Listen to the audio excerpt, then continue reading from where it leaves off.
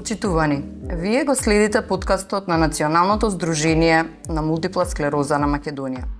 Денес разговараме на тема бременност при мултипла склероза.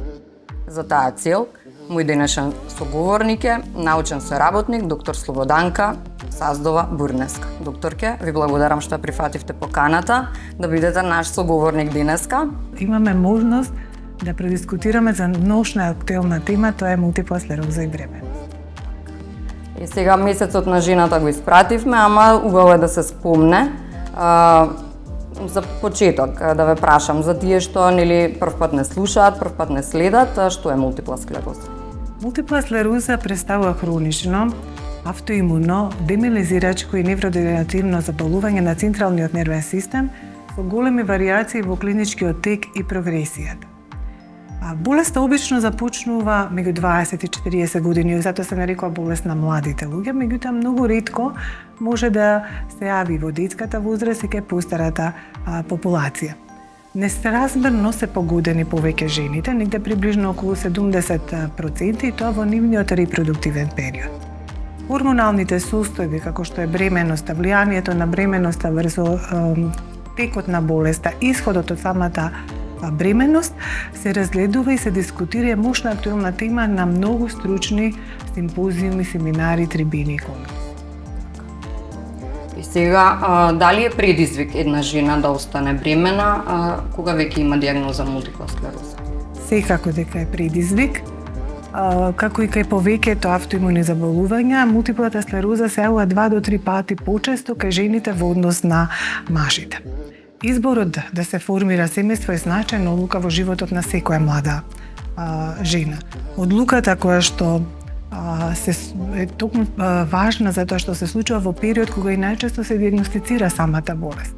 80% од пациентките се дијагностицираат на возраст од 20 до 45 години. Токму затоа, кога ќе поставиме дијагнозата мултипла склероза, кај сите пациентки се отвара една дилема, што понатака, односно дали со оваа болест можам да ја планирам бременоста, дали во текот на бременоста треба да прекинам или да ја продолжам терапијата која што ја користам во третманот на самата болест. Мислењата и препораките во последните 2 децени значително се променија. Кога зборуваме за мултипла склероза и бременост во минатото, секогаш советот беше да пациентките со мултипла склероза ја одложат бременоста, односно да не планираат семејство. Меѓутоа, овие мислења и овие препораки во последниве 20 години се сменија, така да слободно можеме да кажеме дека пациентките со мултипла склероза можат секако да планираат семејство, меѓутоа секако по претходно адекватно водење и следење од страна на нивниот матичен невролог. Како влијае?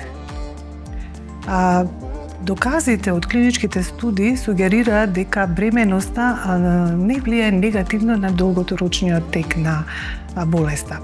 Многу е важно и она што треба да се потенцира е да се воспостави една контрола на самата болест пред концепција. Пациентките кои што се со неконтролирана мултипла склероза пред и за време на бременоста имаат значителен ризик од влошување на болеста, односно од релапс, кој што може да се случи во првите 3 месеци после самото породување. Невролозите препорачуваат дека добра контрола на болеста пред да се планира бременоста треба да се направи 1 до 2 години пред самата концепција.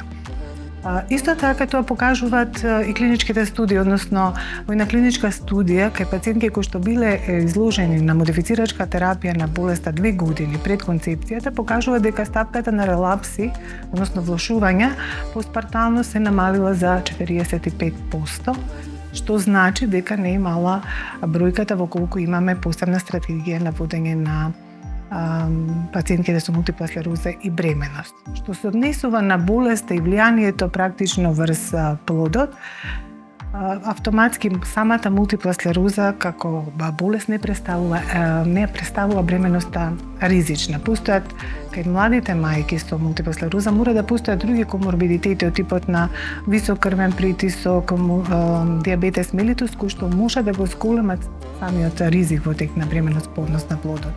Меѓутоа, мултипла склероза не ја градира бременоста како ризична само. така и јас им посакувам баш лесен пороѓај на сите што ќе се одлучат. Ви благодарам многу за овој убав, краток, ама многу убав и интересен разговор. А на вас ви благодарам на вниманието и се гледаме во наредна прилика.